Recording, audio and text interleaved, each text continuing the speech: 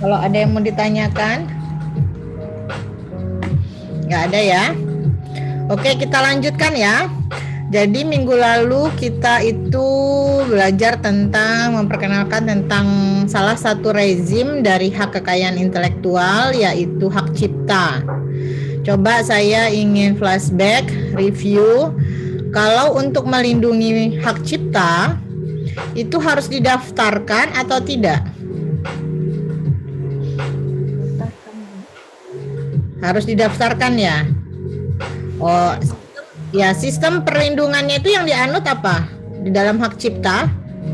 Jadi sistem perlindungan itu ada dua, ada konstitutif, ada deklaratif.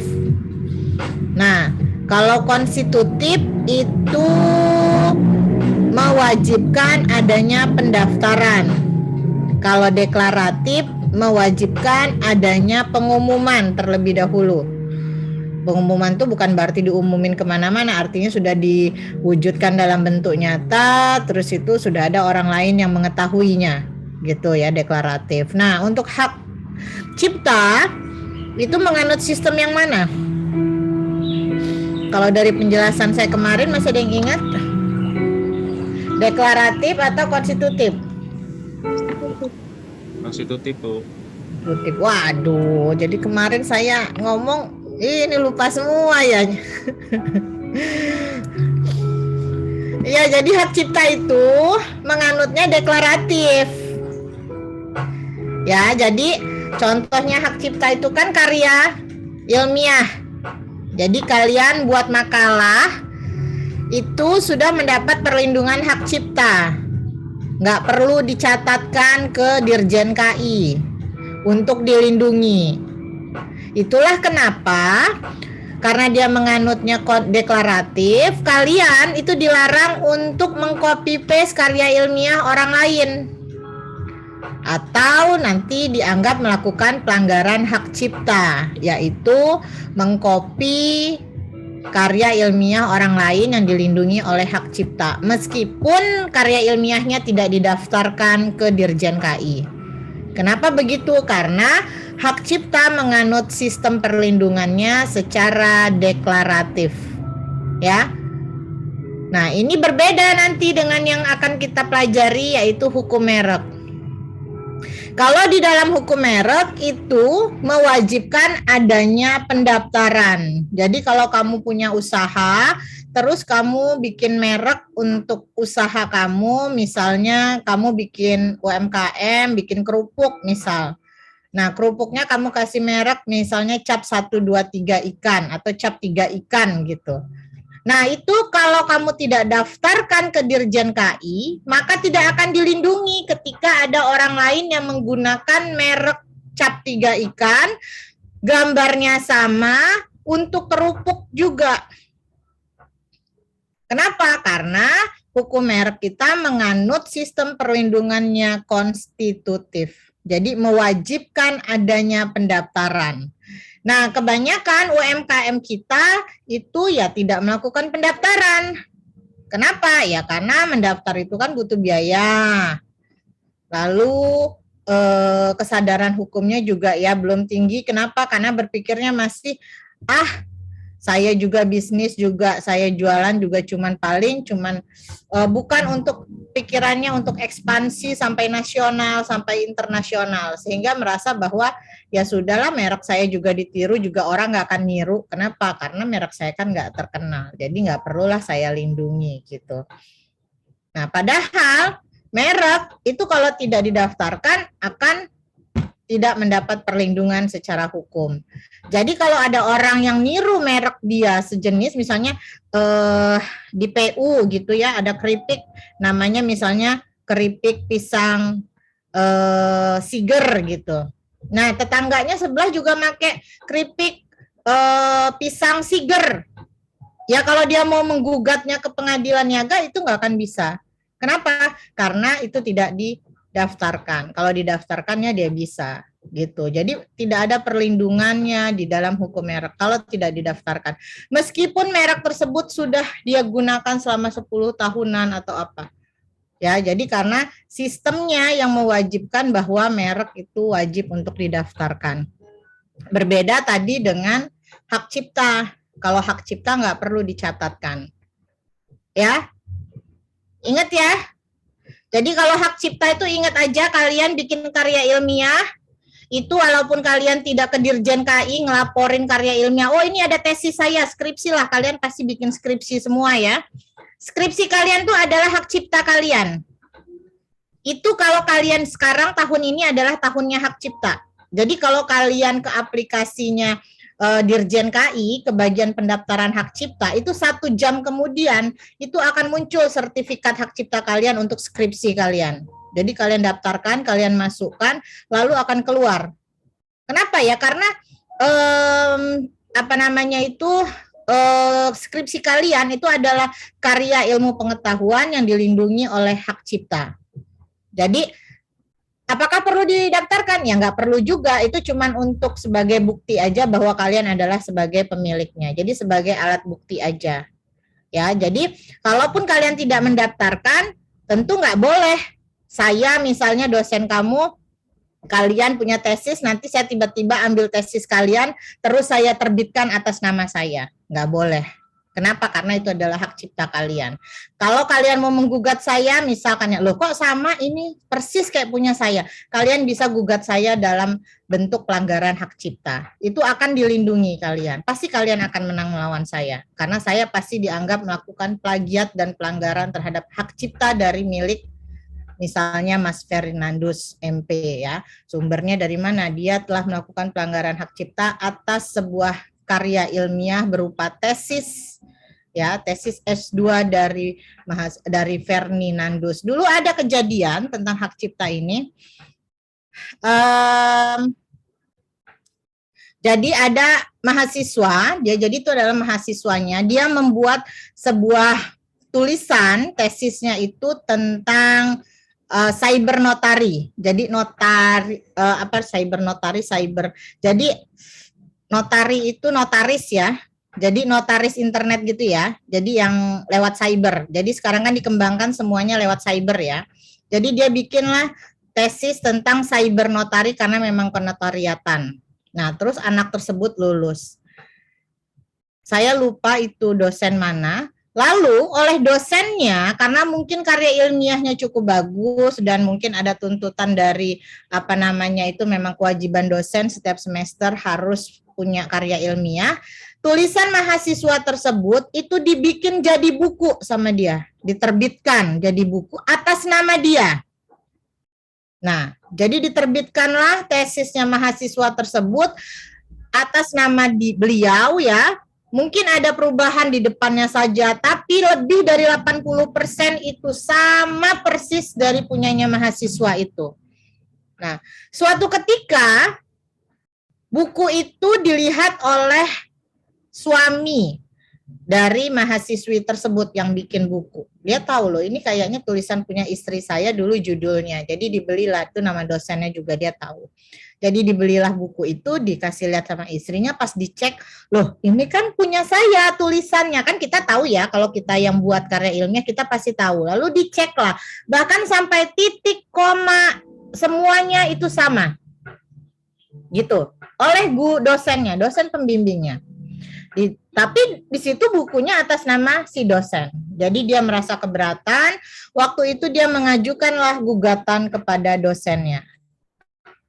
Apa akibatnya? Dosen tersebut profesor, akhirnya dosen tersebut itu kena sanksi dari Dikti ya, karena dianggap melakukan plagiat terhadap karya ilmiah. Jadi seperti itu ya. Jadi walaupun mahasiswi tersebut tidak pernah dia mengetahui tentang hak cipta dari tesis dan lain-lain, tetapi nyatanya dia dilindungi. Kenapa? Ya karena hak cipta itu menganutnya deklaratif. Nah, itulah kalian ingat. Jadi kalau hak cipta itu itu sedikit unik ya. Kenapa? Karena dari semua sistem tadi ada deklaratif, konstitutif. Yang menganut sistem deklaratif itu hanya hak cipta. Selebihnya semua dicatatkan. Ada satu yang kombinasi itu rahasia dagang. Itu dia tidak menganut sistem deklaratif, dia juga tidak menganut sistem konstitutif. Jadi dia campuran, dia tidak menganut semuanya. Ya, seperti itu.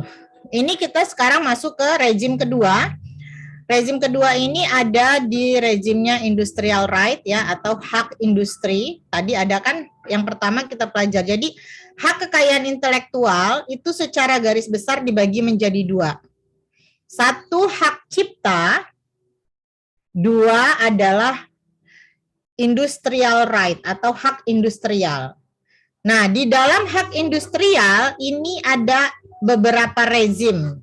Ada merek, ada paten, ada desain industri, ada perlindungan varietas tanaman, desain tata letak sirkuit, dan lain-lain. Nah, jadi kita bicara ke hukum mereknya yang ada di industrial right. Saya share ini sudah kelihatan ya? Kelihatan, Bu. Ya. Jadi, apa itu merek? Merek itu adalah tanda. Tanda yang diberikan yang berguna sebagai identitas. Jadi bayangkan kalau seandainya contohnya begini. Ada Mbak siapa ya? Mbak Ejah. Mbak Ejah habis ikut seminar. Terus Mbak Ejah itu kan dikasih box kue ya, biasanya snack. Terus pas dimakan kuenya enak banget. Ya, makan kuenya enak banget. Tapi Mbak Ejah waktu makan nggak tahu itu merek kuenya apa. Nggak ada identitasnya, nggak ada tandanya, apa itu punya Seren, apa itu punyanya Yusi Akmal atau apalah ya. Mbak tuh suka banget sama kue itu, terus berkesan banget. Terus Mbak mau beli itu kue. Akhirnya Mbak nebak-nebak, apa coba dilihat ke Seren, oh nggak ada, ke Yusi Akmal nggak ada, kemana-mana nggak ada. Akhirnya Mbak beli di mana aja lah, terserah. Nah itu karena dia tidak ada merek. Kalau seandainya kue itu ada merek, tentu Mbak akan, oh ini enak banget pas lihat mereknya, oh ini kotaknya Seren, Yusi Akmal, oh berarti nanti saya kalau itu balik saya harus ke Yusi Akmal. Nah, apa akibatnya? Kalau cuman masalahnya itu cuman sama Mbak Ejah selaku konsumen cuman satu orang, mungkin tidak akan merugikan si pembuat kue itu tadi secara ekonomi karena cuman satu pelanggan aja yang nggak jadi beli. Tetapi kalau semua 100 orang yang mau beli ngerasain enak tapi nggak tahu mau beli sama siapa, akhirnya kan dia kehilangan potensi untuk mendapatkan pembeli sebanyak 100. Nah gitu. Jadi itulah artinya betapa pentingnya sebuah merek sebagai sebuah tanda dan identitas dalam sebuah produk. Ya. Nah, jadi merek tadi adalah tanda yang dapat ditampilkan secara grafis, bisa berupa gambar, bisa juga bentuknya logo, bisa logo itu kayak lambang Unila itu logo ya. Lalu bisa juga campuran nama seseorang, misalnya kayak merek yang pakai nama tonik rambut misalnya Rudi Hadiswarno itu bisa jadi, atau ayam berek lah segala macam gitu, atau dari kata ya bisa juga huruf misalnya merek ABC gitu, lalu angka seperti di Samsu 123 kan, lalu dia juga merupakan susunan kombinasi dari warna dalam bentuk 2 dimensi seperti merek-merek standar yang kita lihat nempel di di kertas atau di mana lah dibungkus itu 2 dimensi atau 3 dimensi ya yang bisa disentuh, suatu hologram atau kombinasi dari duanya atau lebih dari unsur tersebut. Kenapa? Karena tidak mungkin satu merek itu hanya tersusun dari angka saja. Kenapa? Karena di dalam angka mau dibuat apapun pasti nanti ada warnanya. Ya, jadi nggak mungkin.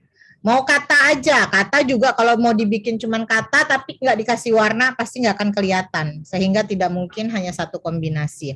Tujuannya apa tadi? Untuk membedakan barang dan jasa tadi sebagai identitas. Mbak siapa yang di bawah nggak ada namanya nih, siapa ya? Pakai bando, yang cantik nih, aduh.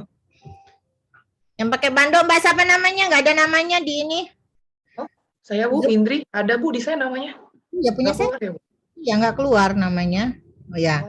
Nah, untuk membedakan misalnya Mbak Indri kan sama Mbak Eja, saya cuma bisa mempresentasikannya bahwa sama-sama wanita. Kalau nggak ada namanya, nama itu mereknya tadi nggak ada mereknya Mbak Eja sama Mbak Indri, saya sebut saja semua. Tolong Mbak yang wanita semuanya gitu ya. Jadi tidak spesifik sehingga tidak bisa membedakan. Sehingga saya bisa membedakan karena ada mereknya, yaitu satu Mbak Eja, satu Mbak Indri, ada Mbak Hidayah ya.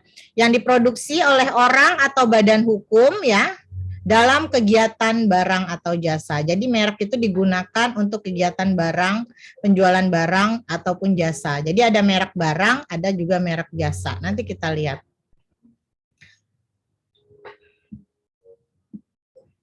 Nah, ini contoh-contohnya ya. Kalau tersusun suatu merek itu tersusunnya dari huruf. Ini bisa seperti ini ya. Bisa juga dari angka, dari bentukan kata, bisa juga dari nama seseorang. Ini bentuk-bentuknya. Kayak Lux ini adalah produk barang ya, untuk merek barang. Kalau merek jasa ini seperti Garuda Indonesia. Jadi dia memberikan jasa Garuda, jasa transportasi udara. Atau Lion Air, terus Kramat Jati transportasi bus, Indomaret jasa juga, jasa supermarket ya. Pepsodent itu jasa, itu barang. Lalu di sini beberapa contoh lagi, beberapa contoh merek. Ya, beberapa contoh merek. Nah, ini kita lihat untuk merek suara ya. Merek suara dan merek 3 dimensi ini adalah jenis merek baru yang diakomodir di dalam Undang-Undang tahun 2016 tentang merek. Ya. Undang-Undang tahun 2000 itu tidak mengenal namanya merek suara dan merek 3 dimensi.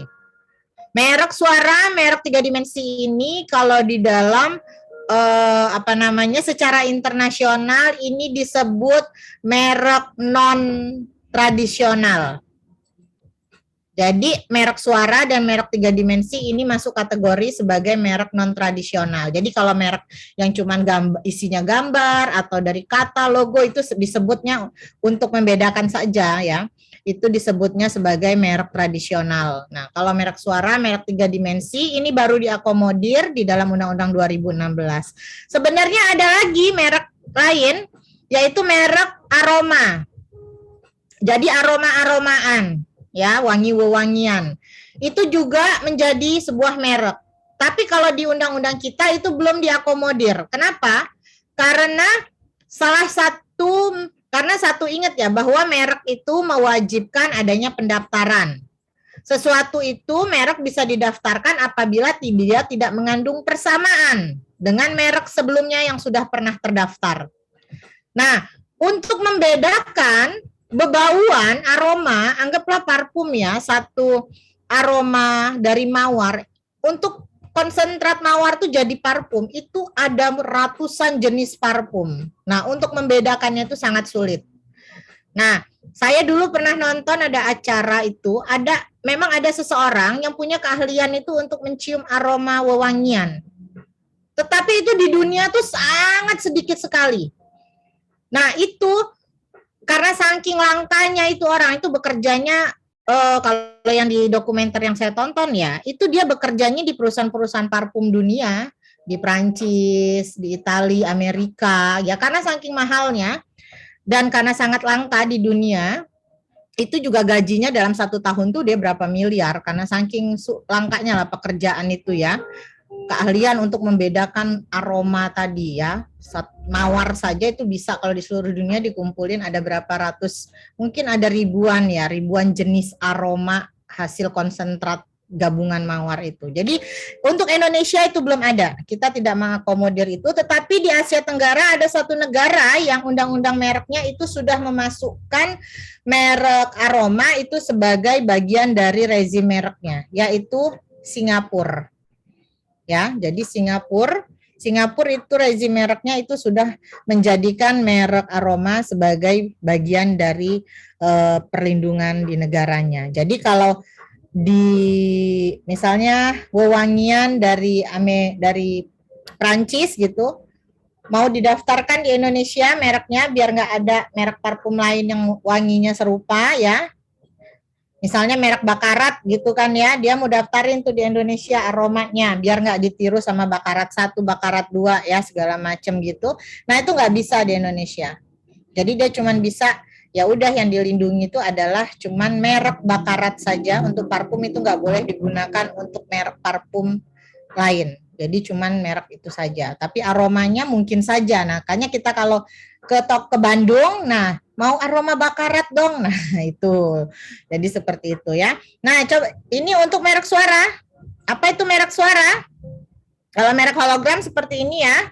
Ini kan masuk dalam jenis merek tradisional ya. Jadi tidak terlalu sulit. Nah, kalau merek suara contohnya begini. Ada yang tahu ini apa? Mario Bros. Mario. Ya, identitas ya, khas ya. Nggak perlu saya kasih lihat atau kita setel Mario Brosnya, kita sudah tahu dengar itu sebagai Mario Bros. Atau ini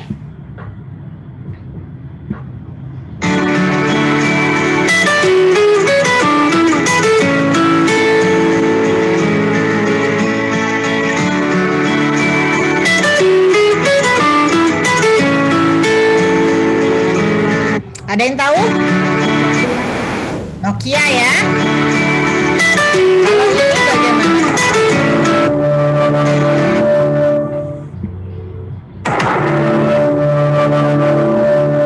Netflix ya Bu? Ya, anak Netflix ya. Siapa ini? Netflix ya.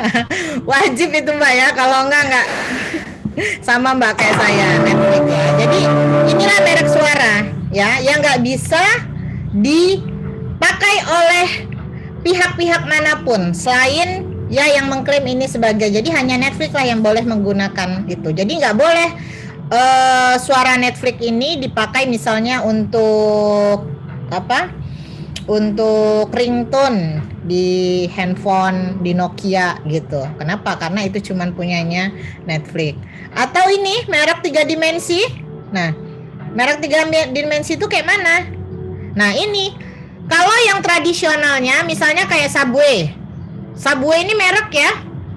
Merek restoran ya, restoran siap saji dari Amerika ya, jualnya sama kayak jual burger. Saya dulu pas waktu masih di sana di sekolah di Jepang, saya suka sekali loh sama Subway ini, enak loh. Apalagi yang apa? Aduh, saya jadi kepengen ya. Yang udangnya itu di dalamnya itu, aduh udangnya banyak banget, udah gitu bener-bener udang gitu. Jadi enak banget memang ya. Saya nggak ada di sini ya. Jadi Subway ini merek tradisionalnya. Jadi ketika bilang ya mereknya Subway, ya rezimnya itu rezim merek, dia dilindungi dengan perlindungan merek sebagai merek restoran. Nah, merek 3 dimensinya apa? Bukan Subway-nya, tetapi gerobak Subway. Jadi hanya Subway lah yang boleh menggunakan gerobak jenis ini, kombinasi seperti ini. Tidak boleh ada apa namanya itu perusahaan-perusahaan sejenis misalnya McD atau apa yang bikin kayak gini. Jadi orang dari jauh juga sudah lihat walaupun belum lihat mereknya ini sebagai Subway. Ini 3 dimensinya itu adalah gerobaknya, bukan Subway-nya. Subway-nya merek tradisionalnya. Merek non tradisionalnya adalah gerobak Subway-nya. Atau ini Tiffany & Co. Merek tradisionalnya mana? Tiffany & Co ya. Tetapi non tradisionalnya mana? Boxnya dan warna biru muda ini. Kalau Mbak Eja, saya yakin nih kayaknya kalau lihat kotaknya aja suaminya dateng, "Mah, selamat ulang tahun ya Mah." Gak usah lihat ya, baru bawa kantongnya aja paper bag, mereknya disembunyiin, udah deg-degan nih. Aduh, Tiffany nih. Nah, seperti itu ya. Jadi kita itu sudah hanya melihat produk tersebut, kita sudah tahu melihat bentuknya tanpa kita perlu melihat merek tradisionalnya. Nah, ini mengakibatkan apa? Box seperti ini dengan warna seperti ini tidak boleh digunakan oleh perusahaan-perusahaan kosmetik, perusahaan perhiasan lain, misalnya untuk cincin, nggak boleh pakai merek seperti warna seperti ini. Ya, jadi dia bukan cuma tidak boleh pakai, bisa saja ya. Kotaknya dipakai seperti ini kan umum. Warnanya juga bisa saja kan digunakan oleh perusahaan lain kan. Tetapi mereknya bukan Tiffany. Enggak apa-apa kan? Tetapi karena Tiffany sudah mendaftarkan adalah box seperti ini dengan warna biru seperti ini, itu adalah punyanya Tiffany, perusahaan aksesoris lain, perhiasan lain itu tidak boleh, ya. Jadi ini merek 3 dimensi. Ada persinggungan nanti di sini dari merek 3 dimensi ini dengan desain industri. Bagaimana cara membedakannya ya? Untuk bagaimana ini ketika harus dilindungi oleh kapan kita sebagai orang hukum kita berpikir, anggaplah kalau jadi konsultan, kapan suatu produk misalnya Tiffany & Co ini, kenapa dia harus didaftarkan 3 dimensi kotaknya? Kenapa nggak daftarin aja di ranah rezim desain industri? Nah, itu kenapa? Kenapa akhirnya didaftarkan? Ya itu adalah pertimbangan bisnis ya. Kenapa? Karena nanti ke belakang akan saya jelaskan.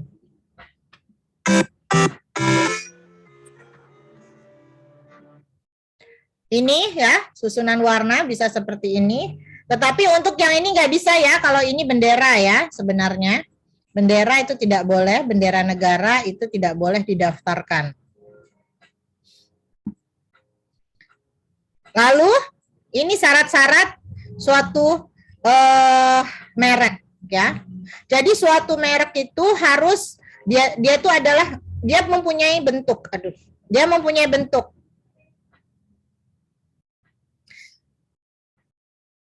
Bagaimana cara loh? Sebentar, saya kayaknya salah ya. Oh ya, oke. Nah, jadi dalam suatu merek itu harus memiliki daya pembeda. Ya, jadi merek itu ya namanya saja gambar. Gambar itu atau nama kadangkala sudah ada jutaan ya merek di dunia. Kadang-kadang kita sudah bingung kan mau buat, ini sudah ada. Makanya kalau mau daftarin merek tuh disarankan cek dulu di Dirjen KI ya. Apakah merek ini sudah didaftar atau belum. Nah, itu cara membedakan merek itu adalah dengan melihat bentuknya. Bisa juga dengan membedakan dengan cara penempatannya. Jadi kalau ada merek misalnya, nah ini misalnya di sini di Samsu 234 gitu. Nah, bisa jadi bikin 432. Itu cara membedakannya. Tetapi ya kalau saya kasih contoh ini apakah benar? Ya sebenarnya tidak boleh karena di dalam hukum merek juga bukan cuma itu, bahwa merek itu pelanggaran itu disebut pelanggaran itu ada 2. Jadi pelanggaran pada pokoknya bisa juga pelanggaran secara keseluruhan. Nah, kalau tadi saya ngasih contoh bahwa untuk membedakan itu bentuknya dirubah, posisinya dirubah, itu cuma untuk contohnya saja. Tetapi kalau dalam prakteknya ini, kalau saya ngasih contoh ini tidak benar ya, karena ini suatu pelanggaran. Tetapi artinya untuk membedakan suatu merek, bikin merek biar beda, ya kita bisa dengan cara membuat bentuknya yang berbeda dengan merek sudah terdaftar, atau cara penempatannya itu kita atur berbeda dengan yang lain, atau dua-duanya, bisa juga dari bunyi dan pengucapannya. Ini perdagangan barang dan jasa. Yang tadi merupakan kelompok jenis barang jasa ya, ini contoh-contohnya. Jadi merek itu digunakan untuk perdagangan sebagai identitas di dalam perdagangan barang dan jasa. Kok sebentar ya, kayaknya slide saya ada masalah ya.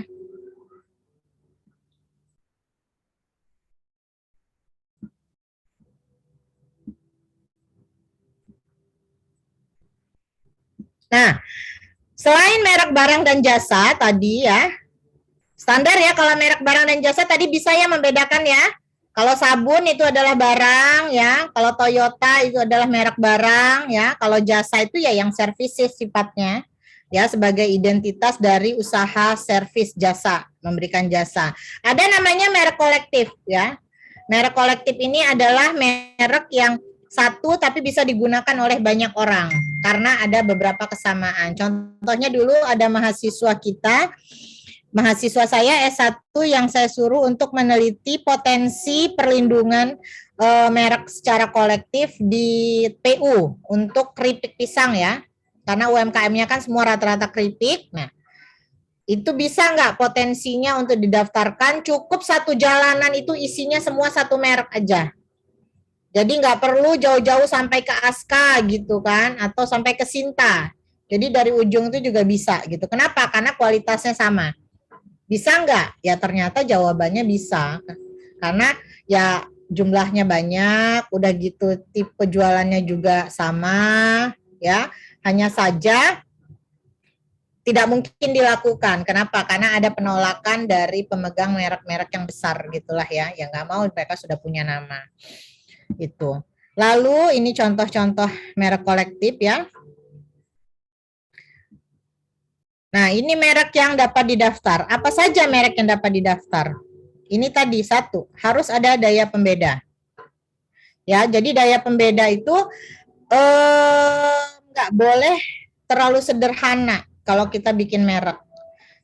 Jadi kan di situ tadi ada merek itu bebas ya, ada gambar, ada kata dan lain-lain. Nah, kalau cuman misalnya kita bikin merek, gambarnya itu cuman sepotong garis, itu nggak bisa membedakan. Terlalu sederhana sehingga tidak boleh. Atau terlalu rumit, bentuknya kayak benang kusut, dikruul, merek apa? Nah itu nggak boleh juga, ya. Jadi tidak bisa terlalu sederhana, titik 3 juga nggak boleh, atau tanda koma juga nggak boleh. Harus ada temennya, ya. Bahkan ada es kopi, itu judulnya es kopi titik koma, kan? Jadi titik komanya itu bukan titik dan koma, tetapi dinyatakan titik koma gitu. Lalu 2, tidak bertentangan dengan kesusilaan atau ketertiban umum ya, menyinggung perasaan rasa agama seseorang, melanggar ketertiban hidup yang di dalam masyarakat. Jadi melanggar kesopanan ini ya sebenarnya sifatnya relatif ya, karena kesopanan setiap negara itu berbeda. Menyinggung rasa keagamaan juga, misalnya kayak ada merek, tahu swastika ya? Coba sepertinya di sini ada ya. Oh, nggak ada. Swastika tahu ya? Lambang swastika yang bentuk hitam kayak orang Hindu. Gimana ya? Oh, kayak ini. Cap kaki 3, larutan cap kaki 3. Ingat nggak? Larutan penyegar cap kaki 3 itu kan ada 4 kakinya ya. Nah itu kan dibilangin menyinggung swastika. Kenapa? Swastika itu kan lambangnya hitam, tapi bentuknya kan kayak gitu, cuma diganti sama kaki saja. Nah jadi itu dianggap menyinggung agama seseorang gitulah ya, sekelompok orang. Padahal mah ya tidak, hanya karena dia bentuknya kayak swastika. Atau juga kesopanan, yaitu gambarnya gambar yang tidak di di suatu negara itu dilarang. Bisa saja kalau di negara Arab, misalnya kayak kita mereknya gambarnya mbok berek, ya kan, cuman wanita dengan sanggul, lalu dengan kebayanya, itu kalau ditampilkan di Arab, didaftarkan di Arab mungkin saja tidak boleh. Kenapa? Karena tidak menutupi aurat rambutnya, kepala, lehernya terlihat, nah gitu ya. Jadi itu sifatnya relatif dengan sebuah negara. Lalu tidak menjadi milik umum, ya, tidak menjadi milik umum itu maksudnya untuk nama, gambar yang secara public domain itu sudah dikenal oleh masyarakat luas. Contohnya misalnya saya mau bikin merek makan restoran, gambarnya itu adalah sendok garpu. Seperti persis di rambu-rambu perjalanan tuh kalau kita mau lihat sendok restoran kan gambarnya sendok garpu ya. Sebentar lagi Anda akan akan memasuki restoran ini seperti itu. Atau misalnya tanda dilarang parkir atau dilarang stop. Nah, itu mau dibikinin merek. Nah, itu nggak bisa. Kenapa? Karena itu sudah menjadi public domain. Atau mau bikin merek juga dengan lambangnya lambang apotik ya, lambang kesehatan itu ya, apa namanya itu, gelas ular, nah itu tidak boleh dijadikan merek karena sudah menjadi identitas bahwa itu adalah untuk bidang kesehatan. Lalu bukan keterangan mengenai barang atau jasa yang dimintakan. Jadi kalau perusahaan misalnya Starbucks itu kan jualannya kopi, dia tidak boleh bikin merek kopi. Atau kipas, nah merek kipasnya ada Mas Pion ya, ada apa lagi ya, ada Sanyo dan lain-lain. Nah itu mereknya dia merek kipas juga. Kipas angin, merek kipas angin. Air mineral, merek air mineral. Nah itu nggak boleh. Jadi merek itu nggak boleh identitas dari merek dari produk yang akan dipasarkan. Walaupun ada ya nama kayaknya air mineral, mereknya Aqua. Aqua itu kan air ya. Tetapi itu kan tidak, karena hidupnya di Indonesia kita kan tidak tahu Aqua itu apa ya. Jadi itu masih diperbolehkan ya. Tetapi kalau yang kopi, merek kopi itu tidak boleh karena dia menjelaskan identitas. Nah, ini contoh-contoh yang tidak boleh. Nah, ini tadi saya bilang gambar porno ya. Gambar porno ini tidak boleh di banyak negara ya, karena ini masuk pornografi, tapi kalian mungkin bisa ketemu di beberapa negara, ya itu mungkin boleh saja, ya, asal telah ditentukan, misalnya kayak di kotak rokok itu kan sudah harus wajib untuk anak usia 18-an tahun ya, di banyak negara barat sana. Nah ya mungkin gambar rokoknya boleh saja wanita yang sedang ngerokok gitu ya, nggak apa-apa. Lalu lukisan palu arit. Kalau di Indonesia jangankan dijadikan merek ya, nempel di baju aja, habis itu pulangnya nggak tahu lagi kapan ya, udah diciduk aja ya. Nah, tetapi mungkin kalau kamu ke Rusia, kamu bisa ketemu gampang lambang ini ya. Tapi kalau di Indonesia bahaya kayak gitu kan. Lalu ini tadi titik ya, kopi titik. Nah, itu nggak boleh. Terus gambarnya cuma titik juga ya, nggak menarik juga ya. Merek juga lambangnya titik doang ya, gitu kayak nggak ada lagi ya. Yang sekarang tuh lagi ngetren tuh kayaknya kalau bikin merek gitu kayak janji jiwa gitu ya, atau janji Joni. Terus ada juga yang apa janji hati ya. Bentar lagi mungkin ini kopi layangan putus gitu kan. Yang beli wanita-wanita yang lagi patah hati semua itu nanti merasa terwakili kan. Lalu juga gambar benang ruwet ini juga tidak boleh. Jadi ini beberapa contoh gambar ya atau tanda-tanda yang tidak bisa didaftarkan menjadi sebuah merek dagang. Lalu yang kelima, yaitu dia tidak mempunyai persamaan pada pokoknya atau secara keseluruhan dengan merek milik orang lain yang sudah terdaftar. Tuh catat, sudah terdaftar. Jadi dia cuma nggak boleh mirip sama yang sudah terdaftar. Kalau yang belum terdaftar ya nggak apa-apa mau mirip. Kenapa? Karena yang nggak terdaftar itu nggak dilindungin. Ya, jadi milik orang lain yang sudah terdaftar lebih dulu untuk barang atau jasa sejenis, ya, yang termasuk dalam satu kelas atau barang jasa yang tidak sejenis, ya. Jadi kalau untuk barang sejenis itu ya misalnya kalau dia itu adalah kopi, ya maka dia juga kopi. Kalau dia makanan, maka dia adalah makanan. Jadi kasih saya contoh juga, atau jasa sejenis ya, satu kelas. Jadi kalau untuk rezi merek itu merujuk kelasnya itu ada 41. Ya, berdasarkan klasifikasi NIS. Ya, jadi klasifikasi merek itu ada di NIS classification ya, nanti bisa dilihat di internet ada banyak, ada kurang lebih 41 kelas. Jadi kelas 1 itu misalnya adalah, misalnya kopi ada di kelas 13. Terus misalnya untuk kosmetik ada di kelas 10 seperti itu ya. Jadi untuk melihat klasifikasi kelas ini itu ada di klasifikasi NIS.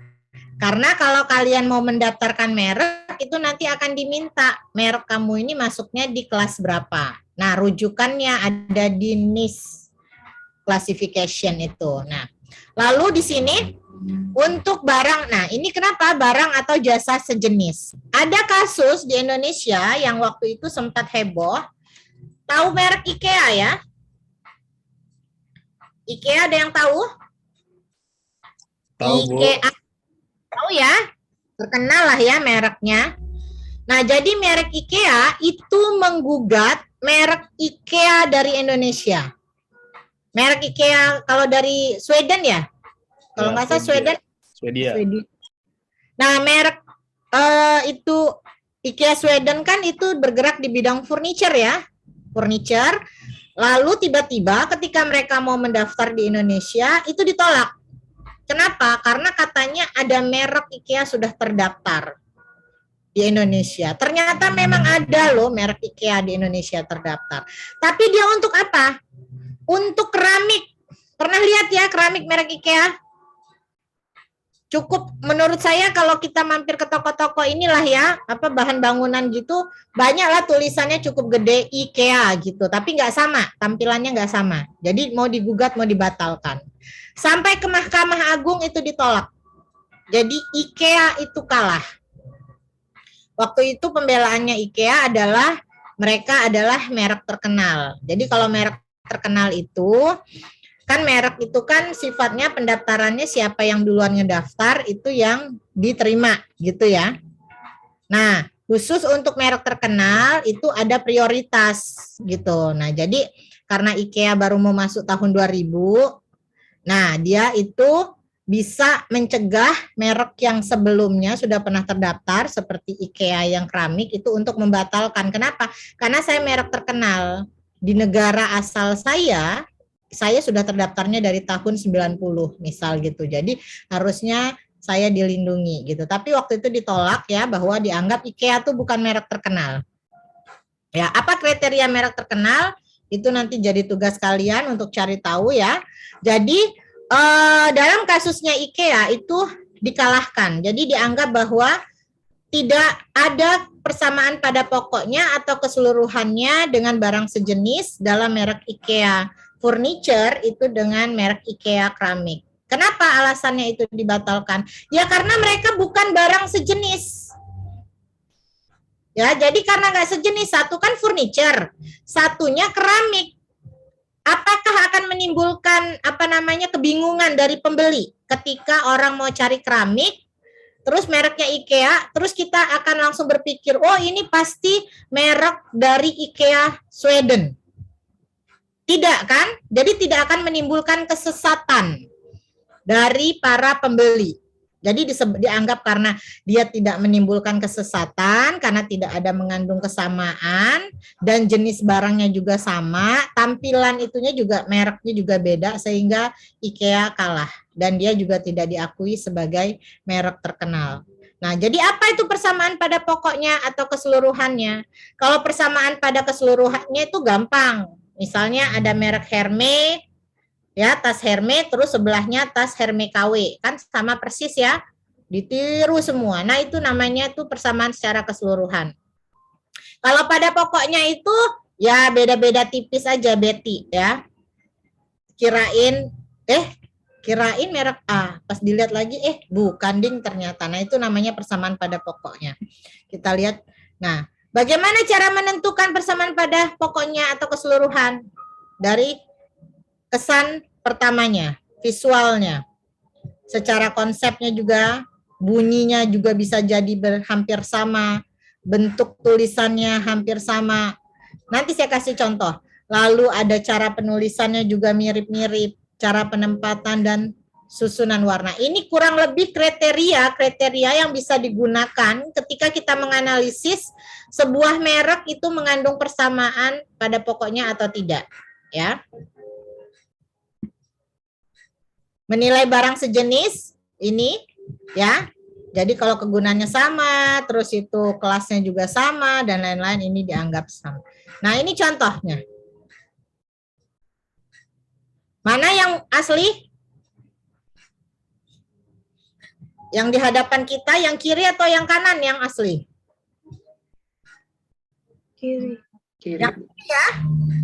Nah, kita sudah tahu ini kiri yang asli. Tetapi kalau orang yang tidak tahu secara jelas, dia hanya gambaran, oh dia ngelihat pernah orang ngerokok kayak gini, kok kayaknya enak, gua pernah minta, ya nggak jelas, akhirnya dia ke warung, begitu ke warung ngelihat, oh kayaknya itu, terus dia beli. Ya, padahal bukan ini yang dimaksud, hanya karena dia pikir karena tampilannya serupa, ya. Jadi tujuannya memang itu untuk membuat misleading konsumen. Tujuannya apa? Untuk membuat misleading itu? Ya karena dia mau mendapat keuntungan. Karena dia dengan membonceng identitas merek yang sudah pernah ada duluan, yang terkenal, dia tidak perlu keluar biaya untuk promosi. Ya. Jadi ini kita lihat dari visualnya sekilas sama banget ya. Sama, secara sekilas visualnya sama. Konsepnya juga sama. Bunyinya saja beda. Jadi jarum, yang satunya jenam, itu beda. Bentuk tulisannya mirip, serupa. Cara penulisannya, cara penempatannya, susunan warnanya. Ini pasti tadi sudah memenuhi unsur-unsur persamaan pada pokoknya. Jadi nggak ada minimal ya. Apakah harus terpenuhi semua kriteria ini? Nggak perlu sampai semuanya baru dinyatakan bahwa dia persamaan pada pokoknya. Ya, jadi tidak ada ketentuan yang mengatur harus berapa minimal tuh enggak. Lalu ini ya LE dengan L4 ya, ini persamaan pada pokoknya. Sekilas kayaknya sama. Untuk orang yang nggak tahu bisa jadi dia akan membeli L4. Kopiko dengan Kopi Bos ya, serupa. Jelas-jelas Kopi Bos ini pasti untuk mendompleng Kopiko. Dari begitu banyak warna, kenapa sih dia harus pakai warnanya hitam? Kenapa sih dia harus sama semuanya dengan kayak Kopiko? Tujuannya apa? Pasti karena dia mau mendompleng popularitas Kopiko. Ini coba. Kalau ini gimana kira-kira? Ada persamaan pada pokoknya atau persamaan secara keseluruhannya? Ada nggak kira-kira?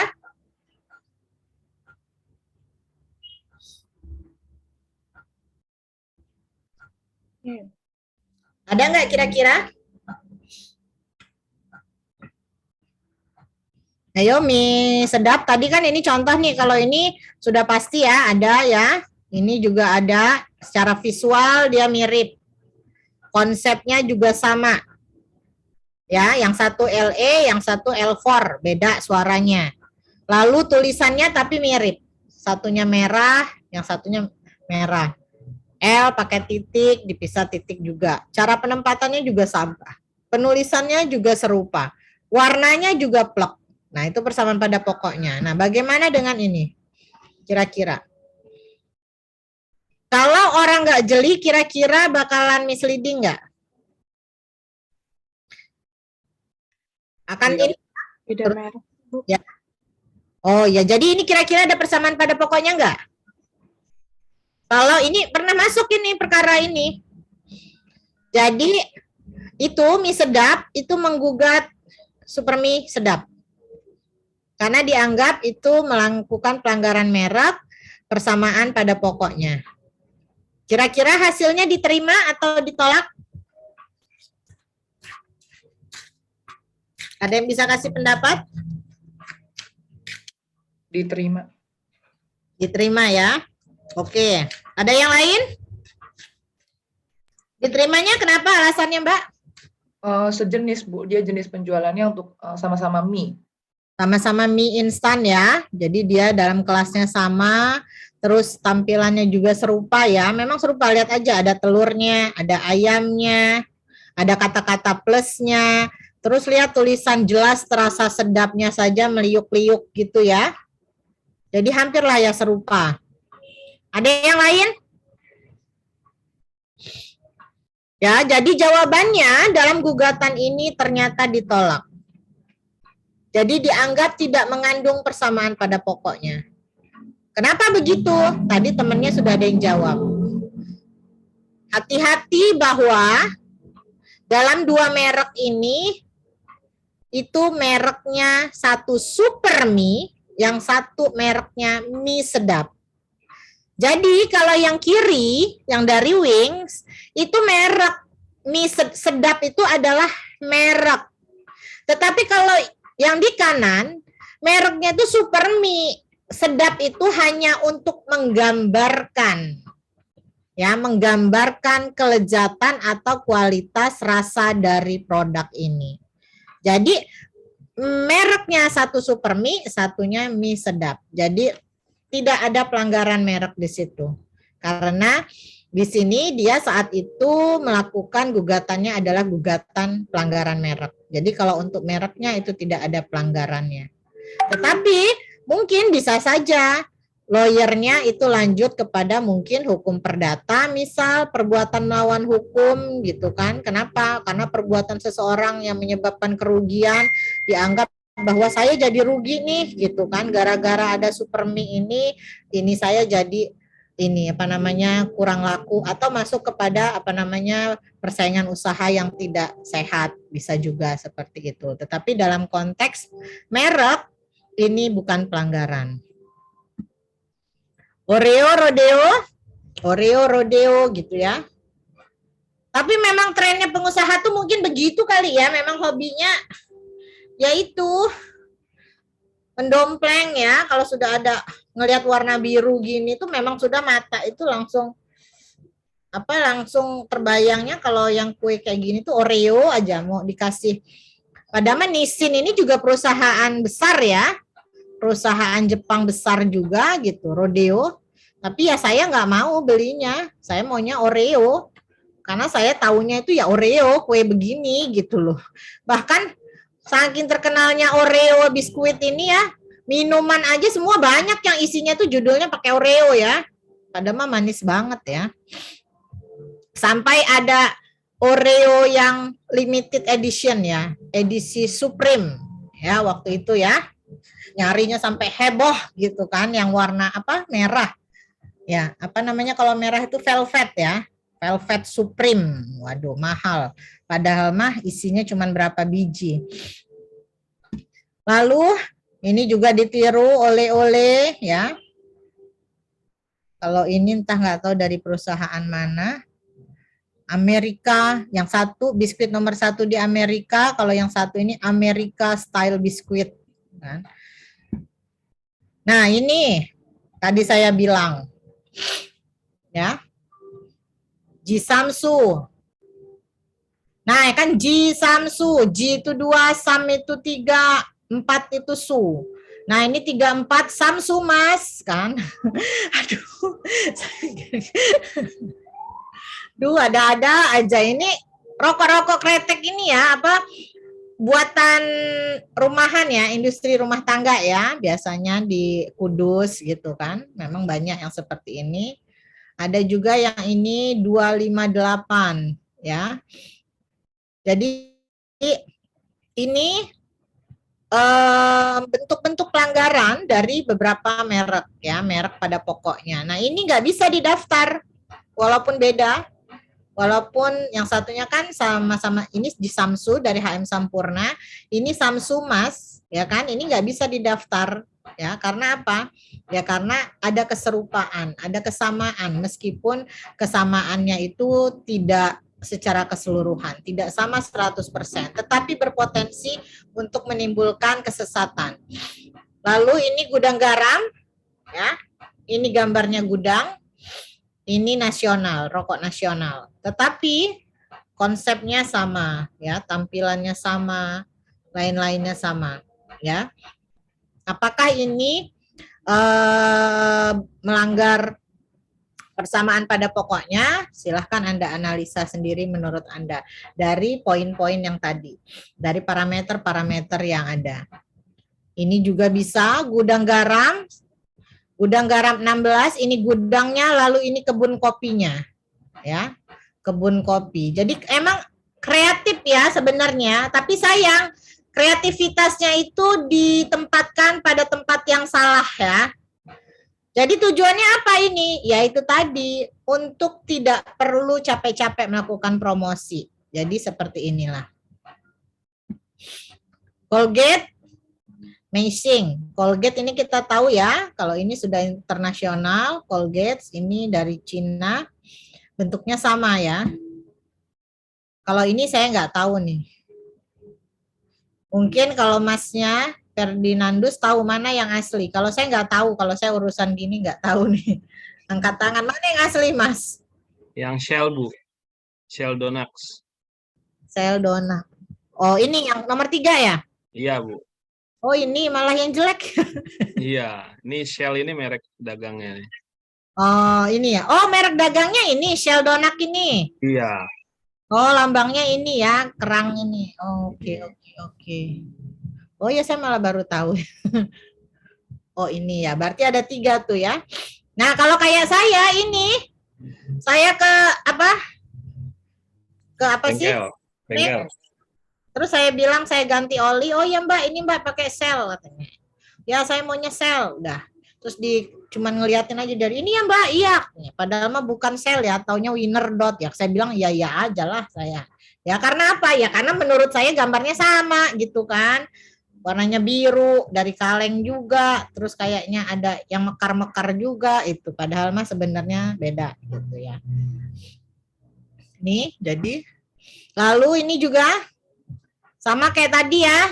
Yang satu aslinya adalah cap pohon mangga, ada pohonnya. Nah, yang ini udah berbuah pohonnya. Ya.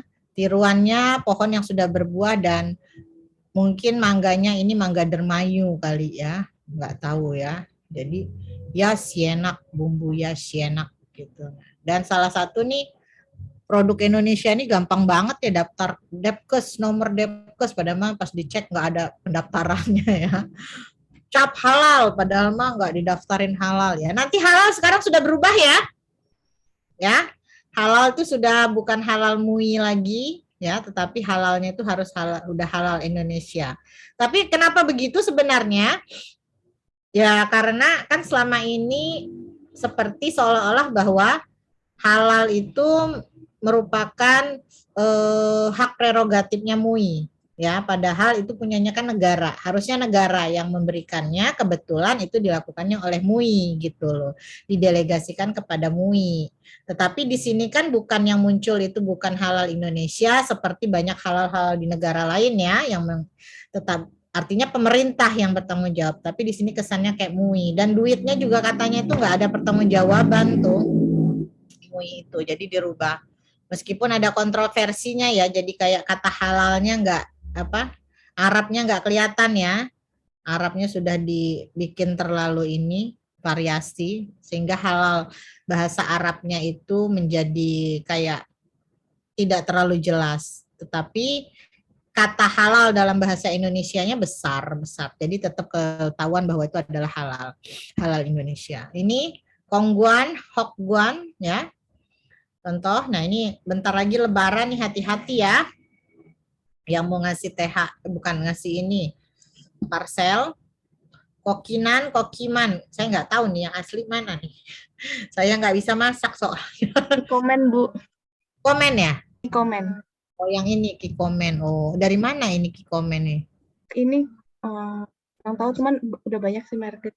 Oh ya, tapi ini ya yang ini ya, kokiman. Iya. Bagus ya, enak ya Mbak. Macam-macam dia ada gochujang, ada apa sausnya macam-macam gitu Bu. Ada saus enak-enak.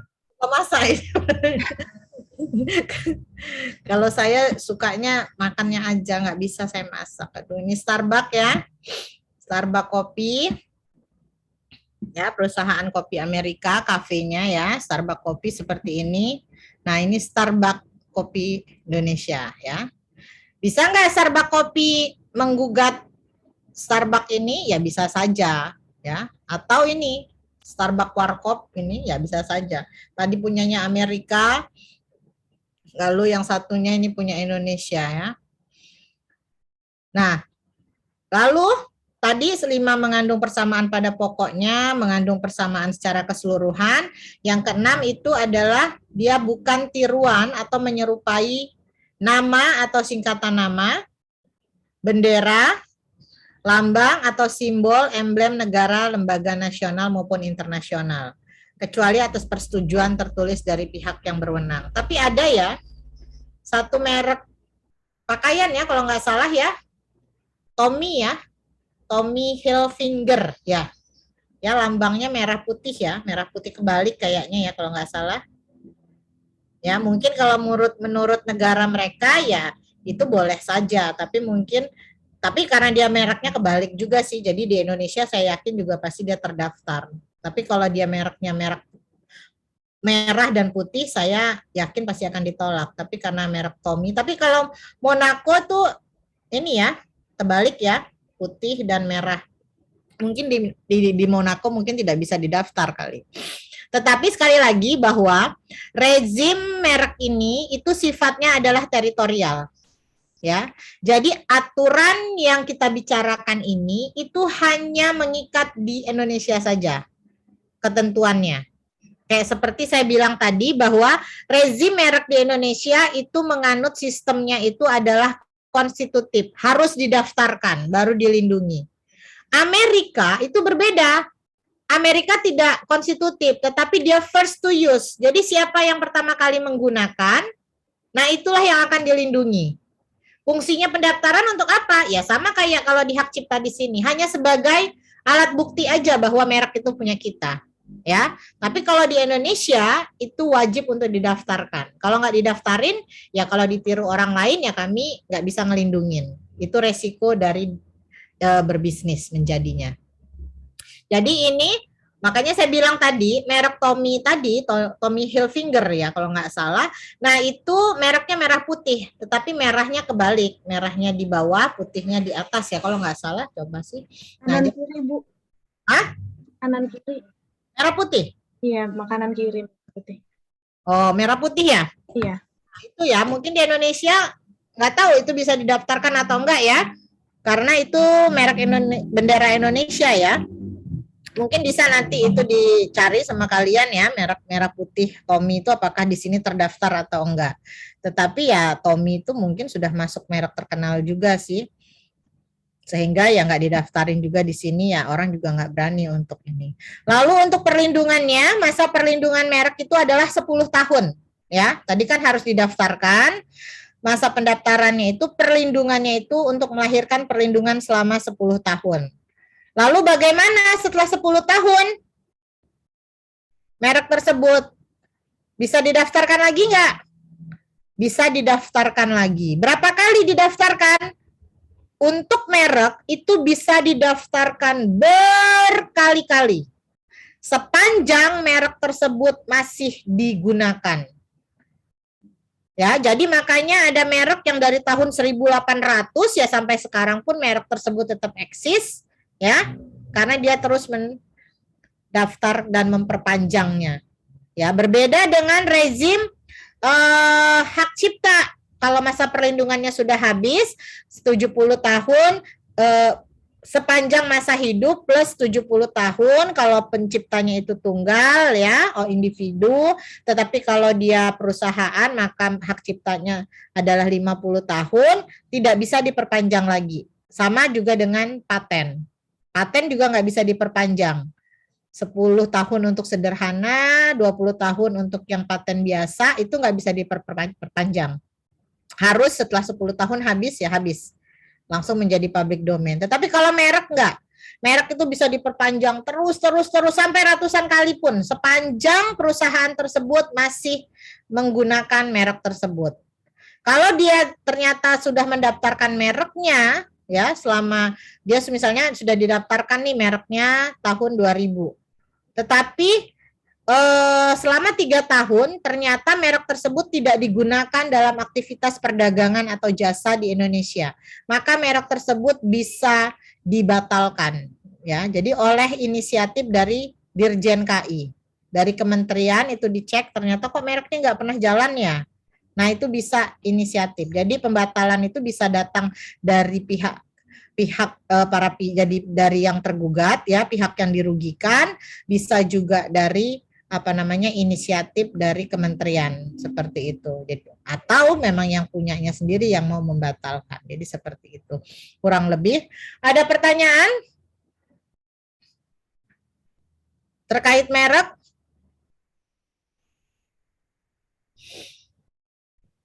Tidak ada pertanyaan? Kalau tidak ada pertanyaan, saya minta tolong untuk minggu depan silahkan Mas dan Mbaknya itu akses Vkelas karena di situ akan ada tugas untuk UTS ya. Jadi silakan akses, nanti tugasnya di situ akan saya tulis dan dikumpulkan pada saat UTS. Jadi minggu selanjutnya, karena ini minggu ke-6 ya. Minggu ke-6, minggu ke-7, dan minggu ke-8 adalah minggu UTS. Nah, dikumpulkan pada minggu tersebut. Jadi ada waktu kurang lebih seminggu. Atau mau saya kasih tugasnya nanti malam, bukan nanti malam lah ya, atau Senin akan saya umumkan sehingga punya waktu kurang lebih 2 minggu untuk membuatnya, atau gimana? Lebih cepat, lebih baik, atau pada... Izin Bu, Ya? itu di Fiklas sudah ada tugas untuk makalah, apakah itu yang dimaksud atau ada tambahan lagi Bu? Itu ada ya? Ada di Fiklas Bu, iya. Itu berarti kebawa yang pada tahun lalu, rupanya lupa tersimpan. Harusnya saya hide. Itu nggak ke hide ya? Tapi itu baru diupload Bu, baru diupload hari Minggu malam kemarin. Iya, karena datanya itu kan narik data dari tahun lalu, Mas. Jadi kita cuma mengcopy kelas aja. Gitu. Jadi nanti harusnya kelas yang kemarin tahun lalu itu kita tinggal pilah-pilah mana yang harus kita buang, mana yang harus kita perbaharui gitu. Nah, mungkin itu tidak tersimpan kali ya. Saya lupa meng-hide-nya. Tapi belum. Jadi ya di sini ya, saya belum kasih tugas. Tugasnya nanti akan saya umumkan Senin saja ya. Ya, jadi Senin saja. Jadi kalau kamu sudah buat tugasnya? Sudah Bu. Sudah ya? Aduh gimana ya? Saya jadi merasa Ya, berdosa. nggak apa-apa Bu, nggak apa-apa, it's okay. Ya, it's okay ya, ya. Kurang lebih juga tugasnya makalah kok Mas, nggak akan jauh-jauh dari itulah ya. Ya. Oke, kalau begitu saya pikir demikian untuk pertemuan hari ini. Mohon maaf untuk kalau ada kekurangan, kesalahan milik saya, kesempurnaan hanya milik Allah. Saya ucapkan wassalamualaikum warahmatullahi wabarakatuh. Waalaikumsalam warahmatullahi Waalaikumsalam. wabarakatuh. Terima kasih Bu, Bu. boleh izin? Bu, yang hukum dagang dengan Ibu juga bukan ya? Maaf ya Bu. Ya, hari ini ya. Oh Iya. iya, soalnya kan tadi kita belum pernah masuk, Iya. tapi kan karena memang Iya, masuk ini. Kita sholat dulu ya. Sholat dulu ya. baik. Juga sudah ditegur loh. Ya. Oke, Ya, terima kasih ya. Yuk, dah.